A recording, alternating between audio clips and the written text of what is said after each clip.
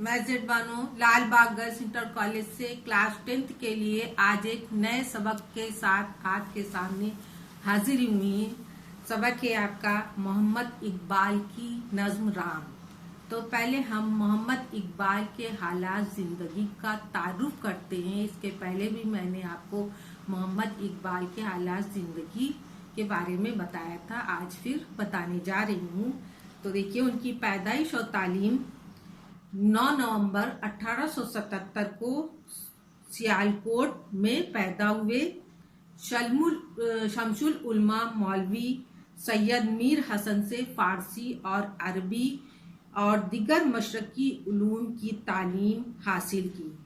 सियालकोट ही में एक अंग्रेजी स्कूल से इम्तियाज के साथ एंट्रेंस का इम्तिहान पास किया। स्कॉच मिशन स्कूल से एफए किया। लाहौर में आला तालीम हासिल की और बीए और एमए के इम्तिहान में भी नुमाया कामयाबी हासिल की। शायरी की तरफ बचपन से मायल थे। इब्तिदाई तालीम के ज़माने ही से शायर कहते थे। उस वक्त हिंदुस्तान में दाद की शायरी का डंका बज रहा था। इकबाल ने खत व किताबत के जरिए उनसे असलाह ली। चंद ही दिनों में उन्होंने फारिगुल इस्लाह की कर दिया। दाद की असलाह ने इकबाल के कलाम में रवानी और ज़ुबानी में सफाई पैदा की। आला तालीम के दौरान प्रोफेसर आर्नल्ड से इल्म फ़लसफ़ा की तालीम हासिल की। जब प्रोफेसर आर्नल्ड इंग्लैंड चले गए तो उन्हीं के असरार पर इकबाल ने 1905 में यूरोप का सफ़र किया। वहाँ फ़लसफ़ा में महारत हासिल की। उसके बाद लंदन वापस आकर बैरिस्ट्री का इम्तहान पास किया। 1908 में हिंदुस्तान वापस आ गए। हिंदुस्तान वापस आने के बाद वो सरिश्ता तालीमात से वाबस्ता हो गए। उसके बाद बैरिस्ट्री शुरू कर दी।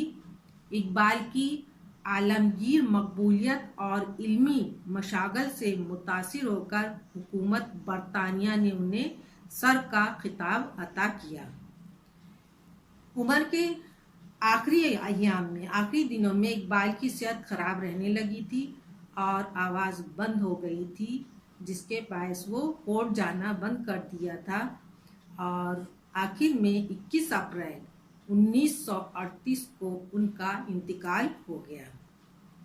अल्लामा इकबाल की तसनीफ़ात अंग्रेज़ी नस्र, खुतूत, फ़ारसी नज़मों, गज़लों और उर्दू शायरी पर मुश्तमिल हैं। उर्दू में उनकी शायरी का सरमाया बांग दरा, बाले जिब्रील और ज़ल्ब कलीम मुश्तमिल है। अरमुगान हिजाज़ान के उर्दू और फ़ारसी कलाम का मुश्तरक मजमुआ है। इकबाल ने शायरी की इब्तिदा गज़ल से की है, लेकिन जल्द ही नज़्म की तरफ मायल हो गए। उनकी शायरी का पेशतर हिस्सा नज़मों ही पर मुश्तमिल है। उन्होंने बच्चों के लिए भी नज़में कहीं। बच्चों की नज़मों में कौमी तराना और बच्चे की दुआ खुसूसियत से मकबूल हुई। इकबाल ने उर्दू शायरी में मुख्तलिफ जिहाद से इजाफा किया है। उन्होंने नई नई तशबीहात, इस्तियारात का इस्तेमाल किया है और फ़ारसी और अरबी के अल्फाज का बेतकल्लुफ़ इस्तेमाल उनकी शायरी में मिलता है। वो उनके ख़ास वस्फ़ है। इकबाल बुलंद हिम्मती, खुददारी और सरबुलंदी और दिल व नज़र के वसत की तालीम देते हैं और उन औसाफ को इंसानियत के बका के लिए लाजमी समझते हैं। यह हमने आपको हालात ज़िंदगी की से तारुफ करा दिया, इसको बताया। आप इसे समझेंगे और जो नहीं समझ में आएगा वो पूछेंगे। Thank you.